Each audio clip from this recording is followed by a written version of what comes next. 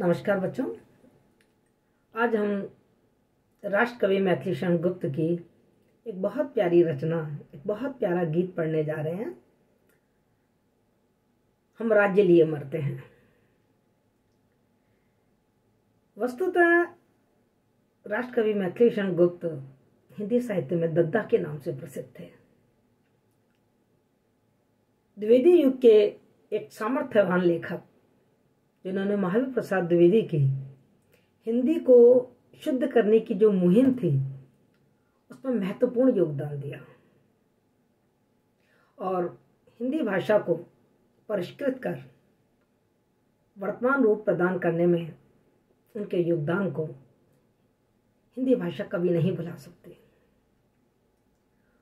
1908 में रंग में भंग रचना के साथ उन्होंने हिंदी जगत में प्रवेश लिया और राष्ट्रीयता की भावना से ओतप्रोत भारत भारती की रचना ने उन्हें अमर कर दिया। वे राष्ट्रीयता के गायक हैं। उनकी रचनाएं भारतीय सांस्कृतिक चेतना की परिचायक हैं। उनकी रचनाओं में पौराणिक आख्यान, व्याख्यान और चरित्रों का बड़ा विशद वर्णन हमें मिलता है। नारी के प्रति उनके काव्य में हमें श्रद्धा और सम्मान दिखाई देता है। विशेषकर मैथिली शरण गुप्त ने उन नारी पात्रों को, उन उपेक्षित नारी पात्रों को अपने काव्य में अमर कर दिया जिन्हें इतिहास ने वो मान नहीं दिया जो उन्हें दिया जाना चाहिए, जैसे यशोधरा, उर्मिला, विष्णुप्रिया। हम जो आज गीत पढ़ने जा रहे हैं वो उनका एक महाकाव्य साकेत के नवम सर्ग से लिया गया है। गीत को पढ़ने से पहले आइए थोड़ा सा प्रसंग और संदर्भ को जांच लेते हैं। साकेत के इस नवम सर्ग में उर्मिला का चिंतन, उर्मिला का विरह वर्णन बड़े मार्मिक दृष्टि से अभिव्यक्त किया गया है। हम सब जानते हैं कि राम को वनवास हुआ था। उनके साथ उनकी पत्नी सीता अपनी पतिव्रता का धर्म निभाते हुए उनके साथ उनकी सहगामिनी बनी और लक्ष्मण उनकी सेवा के लिए राजमहलों को त्याग कर अपनी पत्नी उर्मिला को एकांत में छोड़कर चल दिए। लक्ष्मण को तो बड़ा यश मिला। लक्ष्मण जैसा भाई इतिहास में अमर हो गया। लेकिन उर्मिला को किस पाप की सजा मिली, किस कृत्य की सजा मिली? उर्मिला ने ऐसा क्या किया था कि उसे इतनी विरह व्यथा सहनी पड़ी? अभी हाल ही में विवाह हुआ था और 14 वर्ष के लिए उसके पति लक्ष्मण उसे राजमहलों में अकेला छोड़कर चल दिए।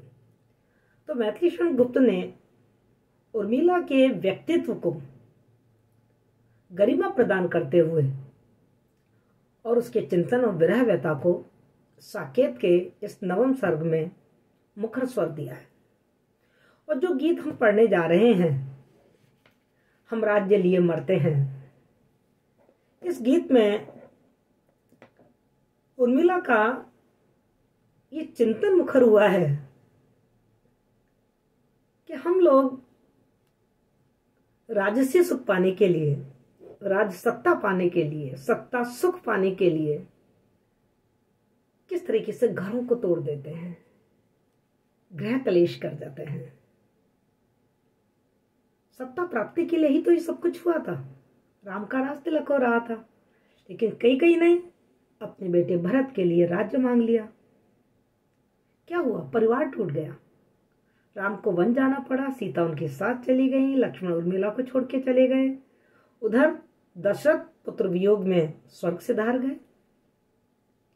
जो हंसता खेलता और भरा पूरा परिवार था, एक ही रात में सब बिखर गया। दुखों का डेरा बन गया। इसी भावना को, इसी चिंतन को इस गीत में उर्मिला ने व्यक्त किया है कि क्यों हम राज्य के लिए, सत्ता के सुख के लिए ग्रह क्लेश को आमंत्रित कर रहे हैं। ये कविता हमको एक चीज, वर्तमान समय की इस चीज पर भी सोचने के लिए मजबूर करती है कि आज जिस तरीके से राजनीतिक नेता कुर्सी के पीछे पड़े हुए हैं, उनके लिए कोई मानवीय मूल्य नहीं है। कुर्सी के सामने कोई मानवीय मूल्य नहीं है। ना कोई परिवार है, ना कोई रिश्ता है, ना कोई दोस्ती है, ना कोई नाता है। सबसे बड़ी कुर्सी, बस कुर्सी मिल जानी चाहिए।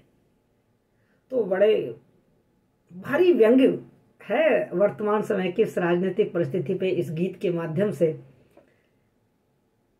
और उर्मिला ने इस गीत में एक किसान की संपन्नता, किसान के जीवन की सार्थकता को बताते हुए उसे राजसी और राजभवन के जो जीवन होते हैं उससे तुलना करके, और किसान के जीवन को, कृषक के जीवन को अपेक्षाकृत अधिक सुखी और संपन्न बताया है। क्योंकि उन्हें मानसिक सुख है। हो सकता है भौतिक सुख सुविधा में वहां कमी हो, लेकिन मानसिक और भावनात्मक सुख वहां पर बहुत है। तो उर्मिला ने प्राथमिकता के साथ किसानों की जिंदगी से अपनी राजसी जिंदगी की तुलना की है। कोई सखी उससे बात कर रही है। हम कल्पना कर सकते हैं कि कोई कृषक बालिका या कृषक पत्नी उर्मिला से उसके सुख दुख के बारे में बात कर रही है। तो उर्मिला उसे जवाब दे रही है। वो कह रही है, हम राज्य लिए मरते हैं, सच्चा राज्य परंतु हमारे कृषक ही करते हैं।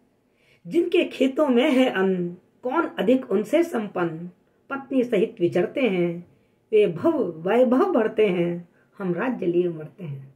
उर्मिला कह रही है कि हम तो राज्य के लिए लालायित हो रहे हैं और राज्य के लिए अपने घर को तोड़ रहे हैं, राज्य के लिए आपस में लड़ झगड़ रहे हैं, राज सत्ता पाने के लिए, सत्ता सुख पाने के लिए।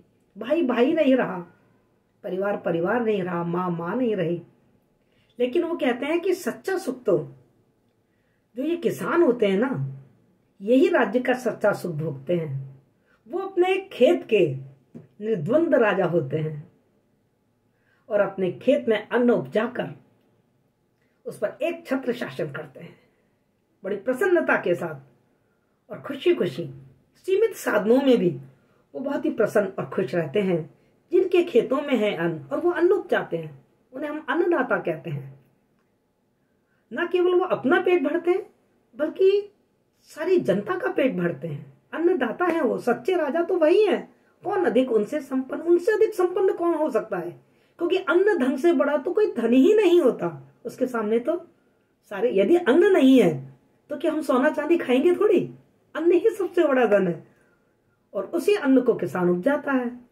तो उर्मिला कह रही है, चूंकि वो उनके खेत अन्न से भरे हुए हैं, वो अन्नदाता हैं, अन्न उपजाते हैं, इसलिए दुनिया में, इस पृथ्वी पर उनसे बड़ा संपन्न, उनसे बड़ा धनी मानी और कोई दूसरा नहीं है। पत्नी सहित विचरते हैं, भव वैभव भरते हैं, और कहते हैं कि खेतों में अन्न उपजाते हैं और अपनी पत्नी के साथ सुखपूर्वक ग्रस्त जीवन का आनंद उठाते हैं। आपने देखा होगा किसानों की जिंदगी, सुबह सुबह खेतों में चले जाते हैं, खेत में जाके हल जोतते हैं, बीज बोते हैं, निराई गुड़ाई करते हैं, कटाई करते हैं, सिंचाई करते हैं, और पत्नी उनके साथ ही रहती है।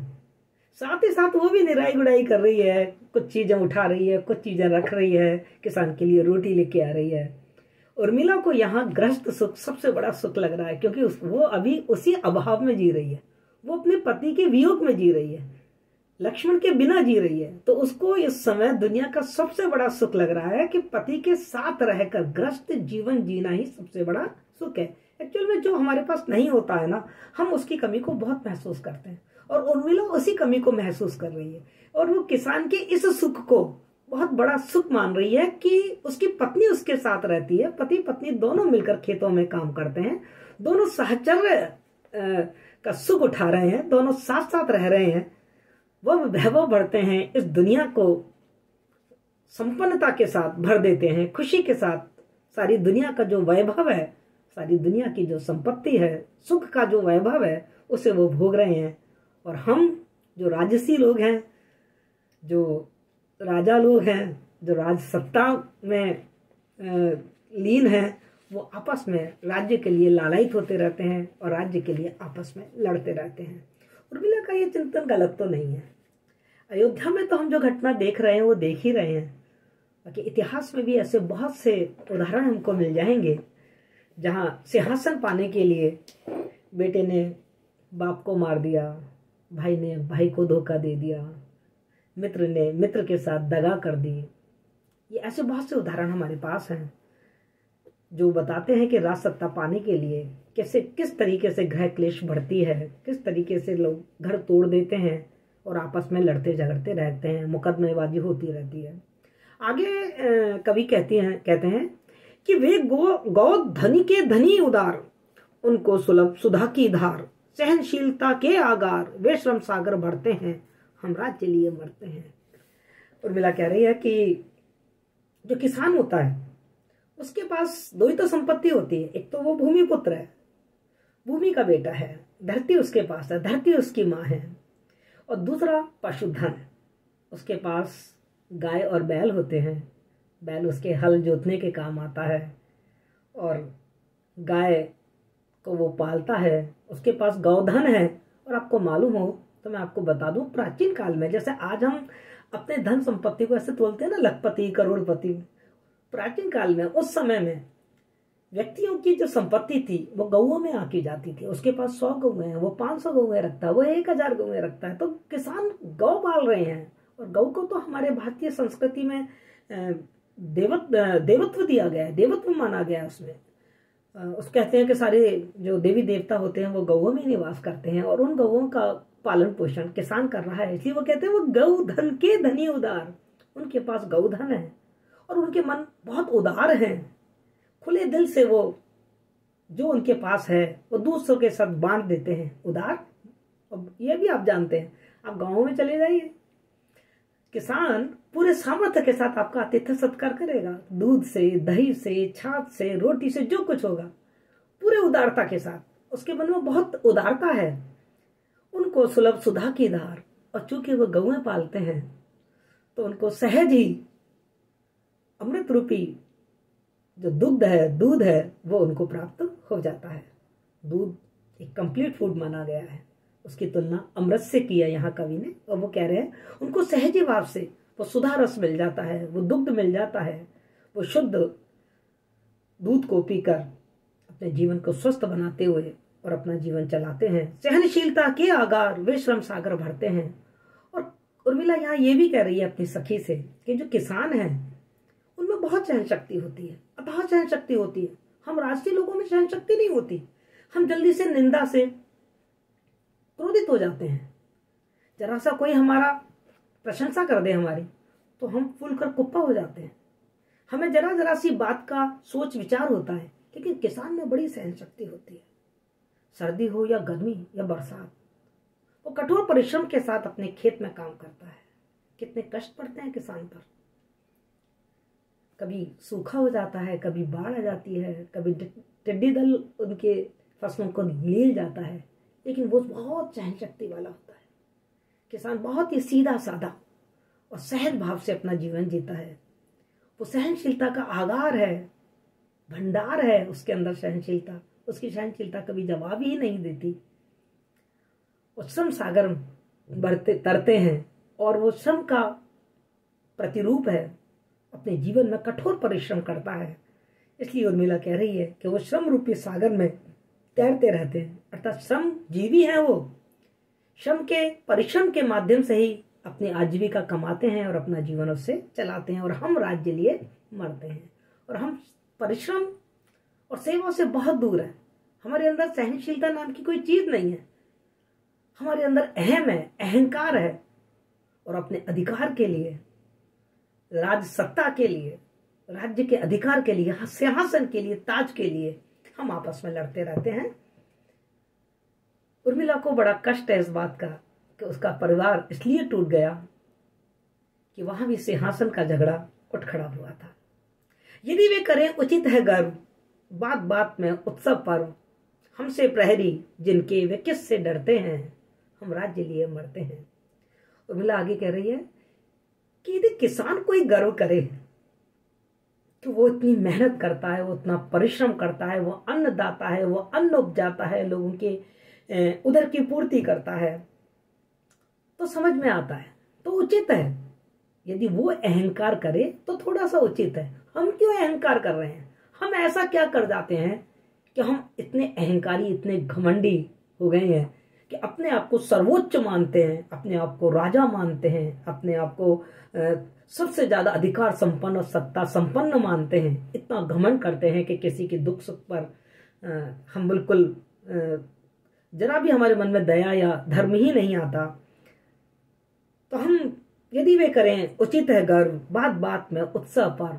और किसानों की एक और अच्छी बात उसे लग रही है, जिस विशेषता पे वे कह रही है कि जो किसान होते हैं वो छोटी छोटी बातों में उत्सव मनाते हैं, छोटी छोटी बातों में खुश होते रहते हैं। जरा जरा सी बात में उनके घर में सेलिब्रेशन होती है। फसल पक गई तो पोंगल हो रहा है, मकर संक्रांति हो रही है। इस तरीके से छोटी छोटी खुशियों पर, छोटे छोटे से मौकों पर, मतलब खुशी का कोई मौका वो छोड़ते नहीं। हर खुशी पर वो प्रसन्न होते हैं और उत्सव मनाते हैं, मतलब समारोह पूर्वक अपने जीवन को जी रहे हैं। और हम राज सत्ता के लोग औपचारिकताओं में बंधे हुए हैं। हम हंसना मुस्कुराना भी बड़ा सोच समझ के करते हैं। उत्सव तो बहुत दूर की बात है। और दूसरों को दिखाने के लिए उत्सव मनाते हैं, अपने मन को प्रसन्न करने के लिए उत्सव नहीं मनाते हैं। तो किसानों की इस विशेषता पे भी उर्मिला ने संकेत किया है कि वे बात बात में उत्सव और पर्व मनाते हैं, यानी कि समारोह पूर्वक बड़ी खुशी के साथ, बड़े उत्साह और जोश के साथ वो अपना जीवन जीते हैं। और हंसी के हर मौके को, खुशी के हर मौके को पूरे जीवट के साथ जी लेते हैं, पूरे जोश के साथ जीते हैं। और हमसे प्रहरी रक्षक जिनके, वे किससे डरते हैं? और फिर उनको किसी का डर भी नहीं है, क्योंकि जो राजा होता है वो उसका रक्षक होता है, तो उसे किसी का डर नहीं रहता। जब उसके पास एक मजबूत राजा होता है तो वो डरता भी नहीं है और सुखपूर्वक, निडर होकर, निर्भय होकर वो अपने खेत में काम करता है और खुशी और संपन्नता के साथ अपना जीवन जीता है। और हम राज्य के लिए मरते हैं, न केवल ग्रह क्लेश करते हैं अपने राज्य के विस्तार के लिए। आपने देखा कैसे एक राजा दूसरे राजा से लड़ाई कर रहा है। देखो अभी अफगानिस्तान में क्या हो रहा है, देखो चाइना किस तरीके से साम्राज्यवादी नीति का विस्तार कर रहा है और देश एक दूसरे के दुश्मन बन जाते हैं। राज्य के लिए हम इतने भूखे, इतने प्यासे कि ना हमारे लिए कोई रिश्ता, ना कोई हमारे लिए संबंध, और हम राज सत्ता पाने के लिए आपस में लड़ते रहते हैं, लालायित रहते हैं, लोभ और लालच से ग्रस्त रहते हैं। आगे उर्मिला कह रही है कि करके मीन मेक सब और, क्या करें बुद्धवाद कठोर, शाखा मही बुद्धि तजकर, वे मूल कर्म करते हैं, हम राज्य लिए मरते हैं। उन्होंने बड़े बौद्धिक बात पे, और जो बड़े विद्वान पुरुष हैं, जो तर्क के आधार पे काम करते हैं, जिन्हें हम कहते हैं कि ये विवेकी लोग हैं, पढ़े लिखे शिक्षित लोग हैं, उन पर व्यंग्य किया है कि करके मीन मेक सब और। हो सकता है बहुत से लोग किसानों की बहुत कमियों की ओर संकेत करें और उन्हें समाज का दीनहीन वर्ग माने, उन्हें समाज का पिछड़ा वर्ग माने, उन्हें गरीब माने, उन्हें अज्ञानी माने, कम पढ़ा लिखा माने, मीन मेख निकालें, कमियां निकालें और किया करें बुद्धवाद कठोर, और अपने विवेक से बड़े बड़े वाद विवाद करें, बड़े बड़े सिद्धांत रखें, अपने विद्वता का चर्चा चारों तरफ करें। वो सब निरर्थक है। उर्मिला कह रही है वो सब निरर्थक है। ये जो बुद्धिवाद है, जो बुद्धि का वितंडावाद है, ये जो बौद्धिकता है, ये बौद्धिकता व्यक्ति की भावनाओं को समाप्त कर देती है और मनुष्य को मनुष्य नहीं रहने देती, क्योंकि उसकी मनुष्यता को ये बुद्धि का दिमाग काट जाता है। हर चीज को वो तर्क से में तोलता है, हर चीज को वो लाभ और हानि के तराजू में तोल कर देखता है, तो उसकी मनुष्यता ही समाप्त होती है, उसकी भावनात्मक, उसकी स्वाभाविकता ही खत्म हो जाती है। तो करके मीन मेक सब और, किया करें बुद्धवाद कठोर, शाखा मई बुद्धि तजकर, ये मूल कर्म करते हैं। और किसान क्या करता है? वो इस बौद्धिकता में नहीं पड़ता, वो इस बुद्धिवाद के चक्कर में नहीं पड़ता, वो वाद विवाद के चक्कर में नहीं पड़ता, वो तर्क वितर्क के चक्कर में नहीं पड़ता। वो शाखामयी बुद्धि को तज, शाखामयी बुद्धि मतलब वो बुद्धि जो विचारों से आक्रांत है, वो बुद्धि जो बुद्धिवाद के कब्जे में आ गई है, जो तर्क वितर्क करती है, ऐसी बुद्धि को त्याग कर वो केवल अपना मूल कर्म करता है। जो उसका कर्म है खेती करना, वो खेती करता है। वो इवन देन वो ये भी नहीं सोचता कि मैं खेती कर रहा हूं, ये फसल मेरी क्या पककर तैयार होकर वाकई मेरे खलिहानों में आ जाएगी, क्या इसे बेचकर मैं इतना पैसा कमा लूंगा, इस पैसे का मैं क्या करूंगा। वो कुछ नहीं सोचता। वो केवल धरती को अपनी मां मानता है और कृषि कर्म को अपना धर्म मानता है। और कृषि कर्म बड़े तन्मयता के साथ, बड़े समर्पण के साथ वो खेती अपने मूल कर्म को करता है।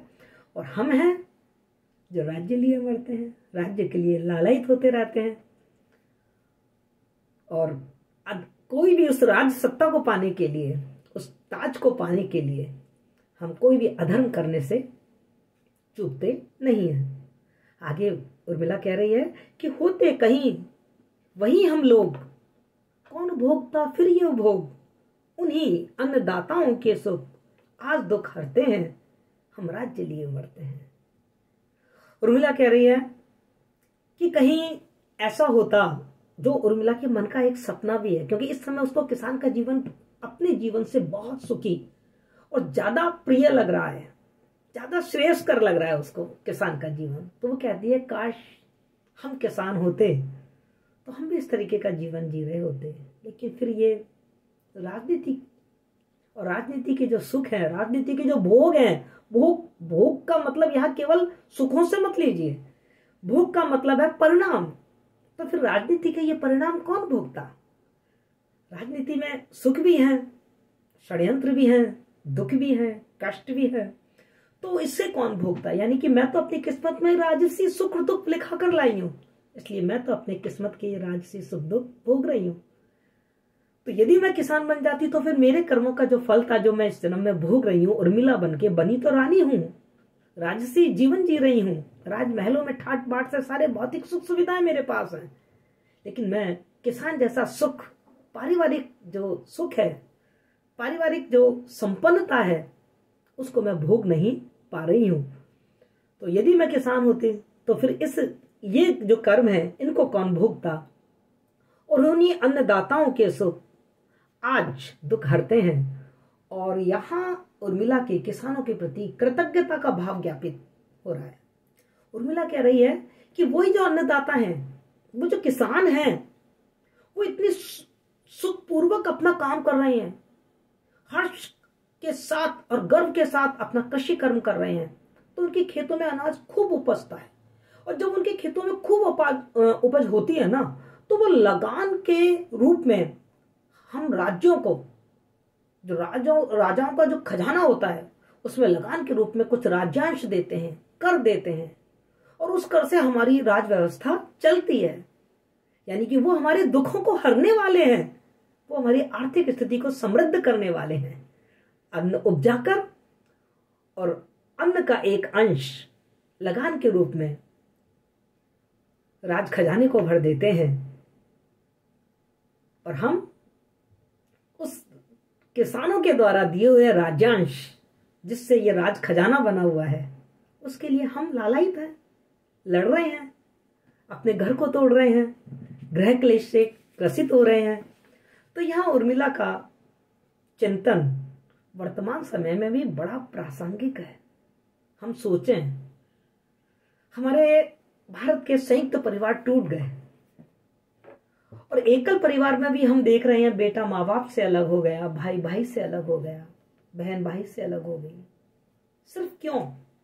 सिर्फ इसी भौतिकवाद के दौड़ के कारण, कि सब लोग संपन्न होना चाह रहे हैं, हर व्यक्ति सुख के पीछे दौड़ रहा है, राज के पीछे दौड़ रहा है, सत्ता के पीछे दौड़ रहा है, पूंजी के पीछे दौड़ रहा है, और रिश्ते नाते द्वितीय श्रेणी के बन के रह गए हैं। तो उर्मिला के चिंतन से भरपूर ये कविता मैथिली शरण गुप्त वर्तमान समय में हमें संदेश दे रहे हैं कि हमें राजसी सुख के लिए, सत्ता सुख के लिए या सुख प्राप्ति के लिए स्वार्थवश अपने परिवारों को नहीं तोड़ना है, परिवार को जोड़ के रखना है। यदि उसके लिए कोई त्याग बलिदान करना पड़े तो करें। और किसान को देखें, जैसे किसान का जीवन आत्मनिर्भर है, और पूरी संपन्नता और खुशी से भरपूर है। भौतिक सुविधाओं की कमी है, लेकिन भावनात्मक रूप से वो बड़े संपन्न जीवन जी रहा है। चाहे उसके पास अभाव है, पर अभावों में भी वो खुश है। तो ये जो गीत है वो हमें वर्तमान समय में यही संदेश दे रहा है, चाहे हमारे पास कितने अभाव हों, हमें प्रसन्नता पूर्वक अपना जीवन जीना है। और अपना जो मूल कर्म है, जैसे आप विद्यार्थी हैं, आपका कर्म है अध्ययन करना। मैं शिक्षक हूँ, मेरा कर्म है आपको अध्यापन कराना। तो हम अपने मूल कर्म में लगे रहें। हम तर्क वितर्क ना करें कि मैडम हम इसलिए नहीं पढ़ पा रहे, कोरोना हो रहा है तो कॉलेज नहीं आ पा रहे, कैसे पढ़ाई करें ना। ये सब तर्क वितर्क हैं, बहाने हैं। इन बहानों को छोड़कर हमें अपना मूल कर्म करना है। हमारा मूल कर्म क्या है? और स्वार्थ, लिप्सा, लोभ, लालच को त्याग कर इस समाज के लिए सकारात्मक कदम उठाते हुए और समृद्धि के साथ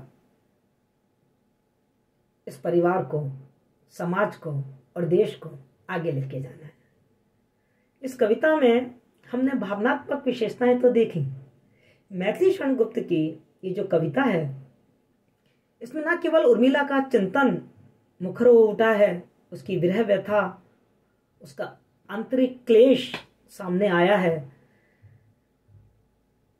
अयोध्या का जो परिवार में कलह है, राजा दशरथ की मृत्यु हो गई है, राम वन को जा चुके हैं, लक्ष्मण उनको छोड़ के जा चुके हैं। इस चिंतन ने उनको इस बात पे सोचने के लिए मजबूर तो कर ही दिया है कि राज सत्ता का सुख परिवार को